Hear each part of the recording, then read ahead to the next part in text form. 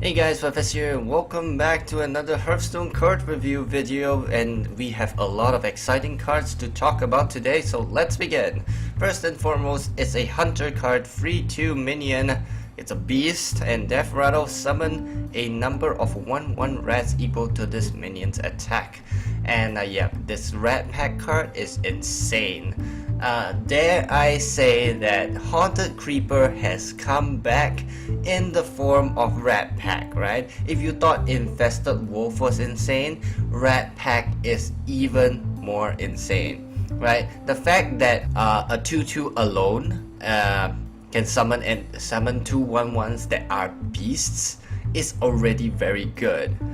And then the fact that you add a bonus to the Death Rattle that says you summon sometimes more than 2 rats if it dies, and it makes the card insane. So what do you do with this card? It's a beast, so you can buff it with Houndmaster, and sometimes you can even buff it with the Trog Beast Rager, or even the other buffing cards that hunters have, right?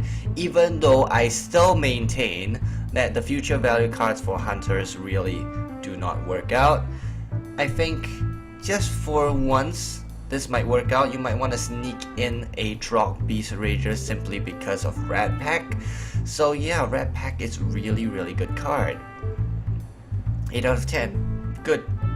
If your opponent doesn't kill this Rat Pack, you just keep smorking the face with 2 damage. It's pretty good. 3 mana card.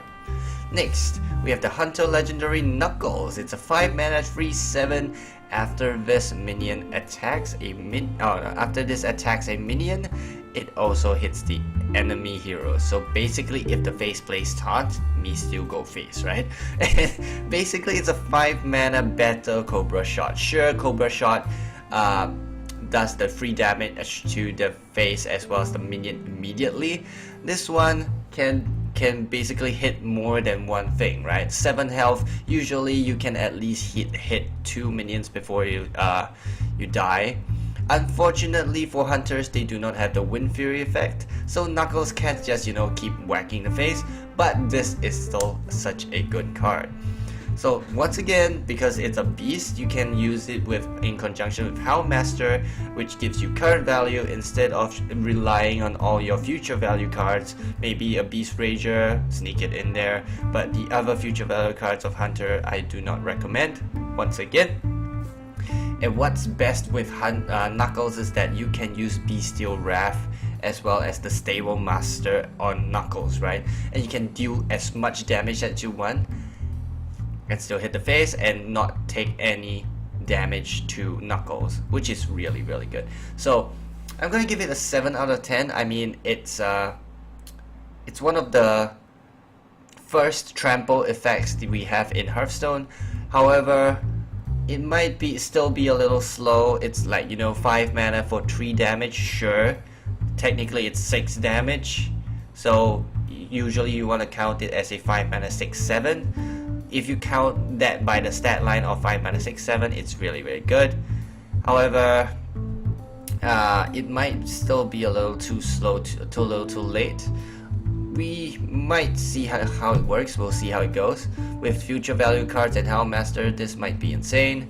And unfortunately, if you use Houndmaster and taunt it, if your opponent minions attacks Knuckles, they do not get hit by Knuckles. So yeah, you might not want might not want to play Houndmaster. You might want to play the future value cards instead. So yeah, we'll see how it goes. Next, we have the Hybrid Legendary Dawn Hancho. So basically, this is the Grimy Goons legendary, and it's a 7 mana 5/6. Give a random minion in your hand +5/+5. So if you actually add up all the stats together, it's actually a 7 mana 10/11, which sounds insane, right? However, what this card doesn't really say is that you probably still need to wait a turn before you can play your other minion. And at turn 7, if you play a 5/6, you better be sure that you can maintain your tempo later on in the game. Otherwise, you are going to lose the game simply off of lack of board control, right? What you're gonna do, unless you have a doppelgangster with a +5/+5, then it's gonna be OP. If it's not doppelgangster and it's some kind of top minion, say Fierce Monkey, for example. Fierce Monkey becomes a 8/9. It becomes an 8/9. Sure, you can it's good for your taunt. But if you're playing, say, Paladins, and what are you gonna do? A 6/6 Argent Squire maybe. Usually if you're playing Paladins with the Grimy Goons expansion, usually they want to go with the aggro style. So Paladins don't play this card. Hunters, you might consider it, considering you have Knuckles as well as your Stampede, Raging Kodo, something like that. Those are good ones, but it's just not tempo enough for Hunters. So yeah, probably only viable for Control Warriors. You can put your taunt minion, super big taunt minion, and well, your opponent can't kill it, right? Unless people start playing BGH all over again, which is possible. You see so many future value buff cards coming out, you probably will start to see more silences as well as BGH teched into decks nowadays, as in the future. Alright? So next we have a 6-mana legendary Madame Goya. Thankfully, this is not a Lotus card because it sucks ass. It's simply a battle recycle. 6-mana 4/3. Choose a friendly minion and swap it with a minion in your deck. So if you've seen how Disguised Toast actually showed how to use the card, basically you play a Wisp or a Tiny Fin, and then you play Madame Goya, and the Wisp will be shuffled into your deck. If you're lucky, you pull out a Yasharaj, and your turn, Yasharaj will pull out the Wisp again, or the Tiny Fin. So it's good in that sense, but basically what Disguised Toast did was to include only 3 minions in his deck, right? Which was the Madame Goya, Tiny Fin, and Yasharaj. So I don't think that's good enough, right? You probably, if you play Madame Goya, you're probably playing something like a Reno deck or something like that. And sometimes it's good, like, you know, it's like sometimes Barnes is good and sometimes Barnes is not good, right? But when you look at Barnes stat wise, if you play Barnes, it's a 4-mana 3/4 summon a 1/1. No matter how badly you pull out a card, it's still not as bad as, say, Madame Goya, because stat wise you pay 6 mana for a 4/3, and if you pull out something that is not so usable, like if you pull out a 1-drop, you're gonna be really sad, right? So usually you want to pull out something that is at least a 4-drop for it to be value enough to play Madame Goya. So if you're playing aggro, you're not gonna play this card. I mean, 6 mana cost is already too high for an aggro deck anyway. So yeah, the randomity of this card makes me wanna rate it a little bit lower. Of course, Madame Goya, being the crazy random effect, can sometimes give you maximum value, like pulling out a Ragnaros at turn 6, which is insane. However, unless you're playing some crazy druid deck, for example, that has like Astral Communion druid deck, you can play Madame Goya. Other than the Astral Communion druid deck, I don't suggest you play Madame Goya because it's not good enough. First and foremost, you require a minion to be on the board.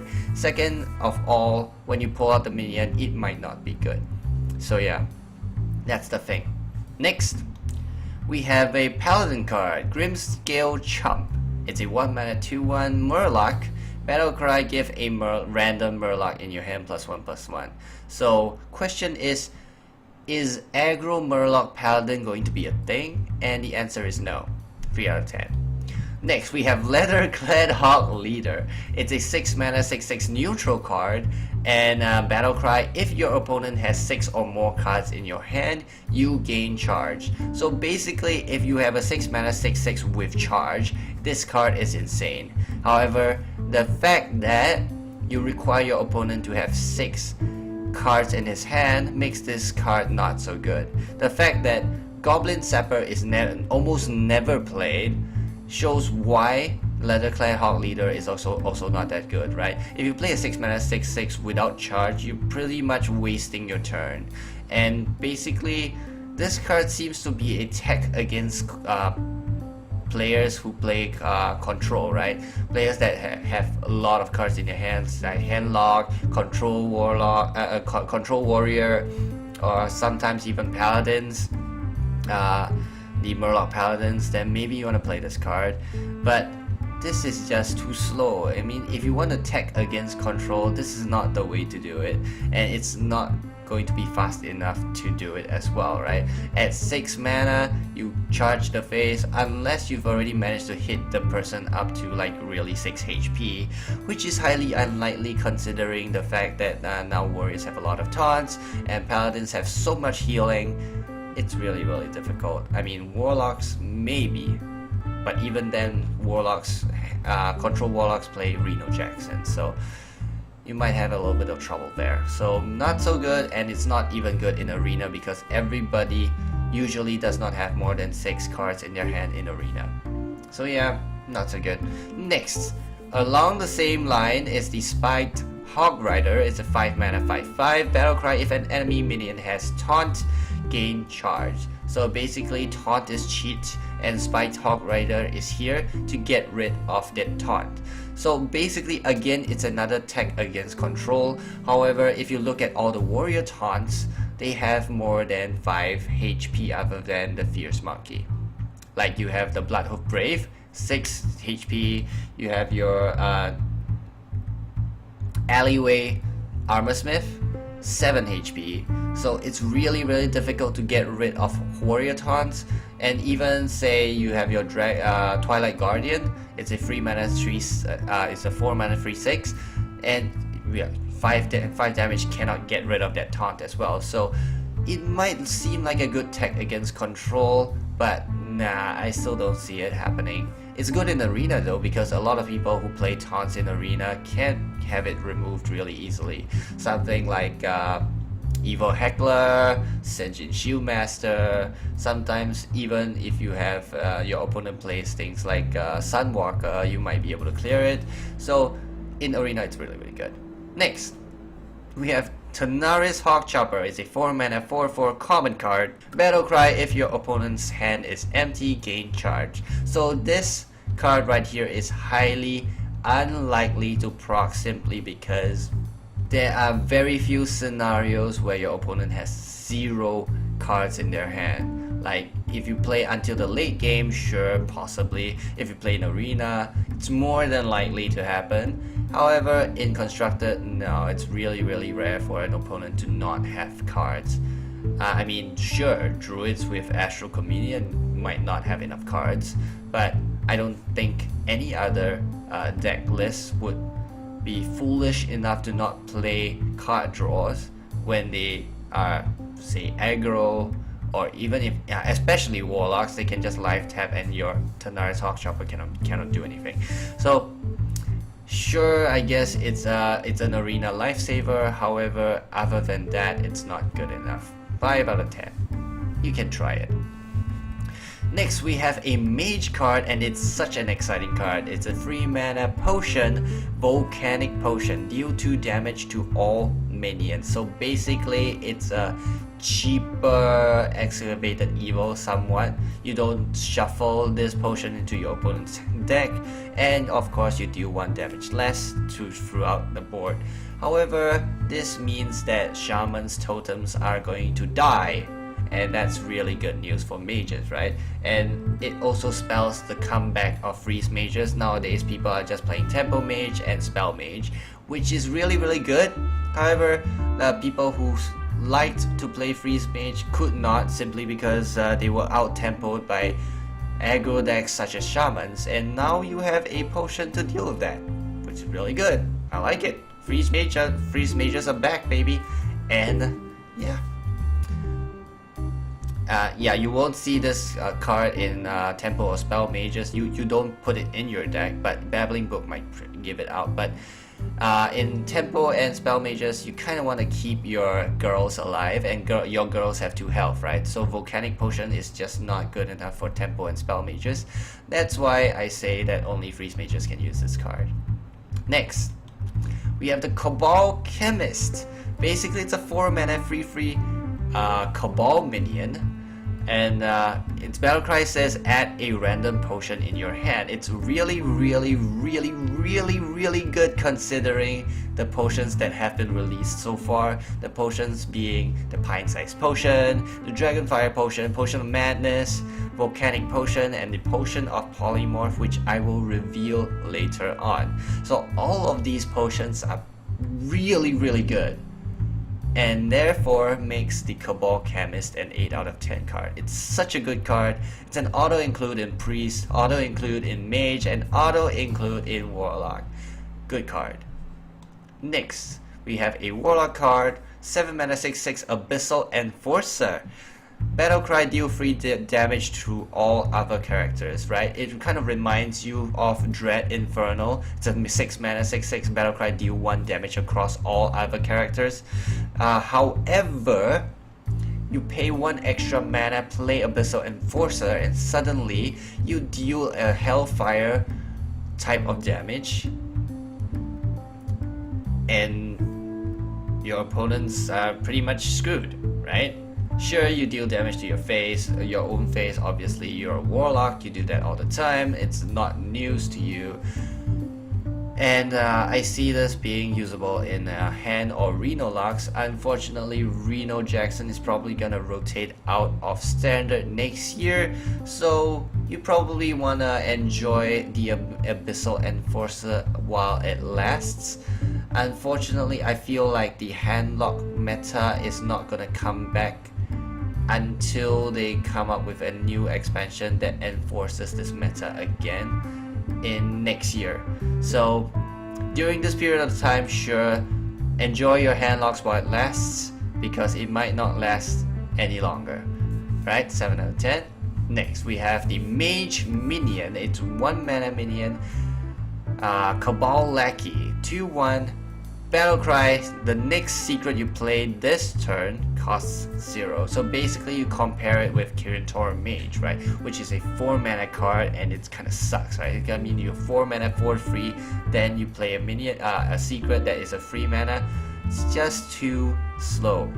This, however, is quite fast, right? You can play a secret at turn 1, which makes it crazy value, right? You can play your Mirror Entity, you can play your Counter Spell, Spellbender, sometimes even the new Potion, which I'll be talking about later, and your opponents are like, uh-oh, you already have already have a secret. I need to start playing around it without even being able to establish anything. So sure, sometimes you may not want to be able to play a secret in turn 1 like Mirror Entity, and then you copy a 1-drop. So it's kind of like not so good turn 1. However, you can play it any other time as well, right? It's basically a 2 mana discount for playing a secret. Why wouldn't you play this card? One of the rare reasons for you not playing this card is that, of course, you don't have enough slots in your deck. There are so many good 1-drops right now. 2 Mana Worms and 2 Babbling Books are really good already. I'm not sure you want another Kabal Lackey in your deck to just try and play secrets. Obviously, if you're playing Freeze Mage, this is really good because you don't really need to play Mana Worms in secret Freeze Mage. So yeah, once again, Freeze Mage are getting a lot of good cards that help them come back into the game. Next, we have Inkmaster Solia. It's a Mage Legendary, 7 mana 5/5, and this is an insane card simply because if your decks have no duplicates, the next spell you cast this turn costs 0. Why is this so insane? Simply, at turn 7 you play a 5/5 and you can still flame strike the board. That's crazy. You develop the board. It's something like a Firelands Portal, right? But it's better. You clear the entire board and you still have a 5/5 on the board. In another way to use the insane value is of course using Pyroblast or Kabal's Tome, which sometimes you kind of feel like, I don't want to waste so much mana to get free spells, right? So Inkmaster Solia can help you do that. One more thing, if you had played Kazakus previously and you got a 10 mana potion ready, a custom spell, right? And then you play Inkmaster Solia, you can play your 10 mana potion without a cost, and that makes that potion crazy insane, and we've all seen how crazy 10 mana custom spells are. So Inkmaster Solia is definitely playable with the Kazakus, and yeah, even if you don't have your custom spells or your insane spells that you have, you can sometimes just use it to draw 2 cards or put in a secret. That's fine too. So I'm going to give it an 8 out of 10 because sometimes you might not be able to get full value of this because you have a 5/5 and you play Arcane Intellect. It might not be as good. Basically, it's like you're playing if you play Arcane Intellect or Secrets, you just have a 1 mana discount, right? Something like a Sorcerer's Apprentice. But I guess it's fine. Next, we have the Potion of Polymorph. It's a 3 mana secret. And after your opponent plays a minion, transform it into a 1/1 sheep. So actually, I've been waiting for this card for a really long time. Because kind of like a lot of the other classes have activated trap cards kind of thing, right? And mages just had Mirror Entity, which wasn't good enough. Like, they play a big minion and you get a big minion. Sure, you affect the board, but they've already affected the board and they have the initiative. So Potion of Polymorph changes things. If they play a big minion, it immediately becomes a sheep, and it sucks there. It gets stuck there, and it's good for you, right? However, because of the existence of Mirror Entity, people already play small cards first against a mage secret. So like if people see a mage with a secret, usually they'll play, say, things like Babbling Book or Mana Worm or some other 1-drop, right? So that if mage copies the 1-drop, it's not so bad. So Potion of Polymorph might not be good enough. It's possible to get the value, but it's really unlikely. I mean, unless you push your opponents into a corner and they play Jaraxxus, they become a 1 health hero, sure. But other than that, nah, it's still kind of awkward, right? I mean, I love the design, I really do. However, the fact that your opponents can play around this card makes it bad. Next. Oh, that's it. So yeah, that's all we have for today's card review. If you guys enjoyed it, please leave a comment and a like down below. And if you're seeing this video for the first time, please check out my other card review videos. And yeah, if you like it, what you see, please do subscribe as well. And that's pretty much it. Thank you guys for watching. I love you guys. Stay awesome. Bye bye.